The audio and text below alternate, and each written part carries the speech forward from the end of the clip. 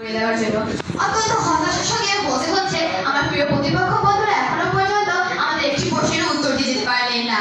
প্রিয় প্রতিপক্ষ, আপনার দলের আপনি বলে গেলেন যে আমরা বলেছি যে মধ্যপ্রাচ্যে দুর্নীতিগ্রস্ত নয়, মধ্যপ্রাচ্যে টাকা পয়সা থাকলে সোনা পয়সা কেউ নিয়ে যায় না। হ্যাঁ, আমরা এটা বলেছি শুধুমাত্র সৌদি আরব কাতারের ক্ষেত্রে, অন্য সকল দেশের ক্ষেত্রে আমরা এটা বলিনি। প্রিয় প্রতিপক্ষ, আমরাও মানি prevention is better than cure but when it is not spread out। প্রিয় প্রতিপক্ষ, আপনার দ্বিতীয় কথা বলে গেল যে একজনকে শাস্তি দিলে বাকিরাও তার থেকে শিখবে। হ্যাঁ, এটা তো দুর্নীতি। যখন আপনি একজনকে কঠোর শাস্তি দেবেন তাদের ধর্মের ভয়ে কখনোই সেই দুর্নীতি দিকে হাত বাড়াবে না।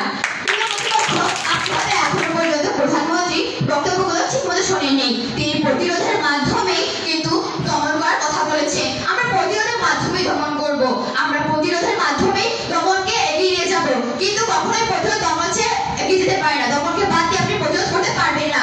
প্রিয় প্রতিপক্ষ, যখন পৃথিবীতে থাকবে না কোনো দুর্নীতির নাম, যখন পৃথিবীতে থাকবে না কোনো দুর্নীতি করার মতো মানুষ, তখন আপনি কিভাবে প্রতিরোধ করবেন? আশা করি প্রিয় প্রতিপক্ষ, এখন পৃথিবীর প্রতিটি কোণায় কোণায় দুর্নীতি ভরে গেছে। পৃথিবীর প্রতিটি কোণায় কোণায় দুর্নীতি কালো ছায়া এখন ছায়াযুক্ত।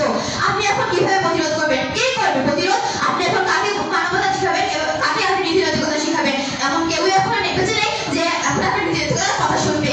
প্রিয় প্রতিপক্ষ, এখন আপনি যে এখানে বসে আছেন, আপনি যে এখানে এসেছেন, আপনার হয়তো জীবনে মনে রাখা যে আপনি দুর্নীতি করেছেন। আপনি বোঝাতে পারবেন যে কখন আপনি দুর্নীতি করেননি?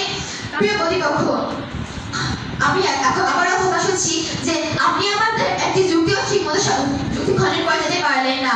প্রিয় প্রতিপক্ষ, যুক্তিতে আসুন এবং যুক্তিতে আসুন। ধন্যবাদ।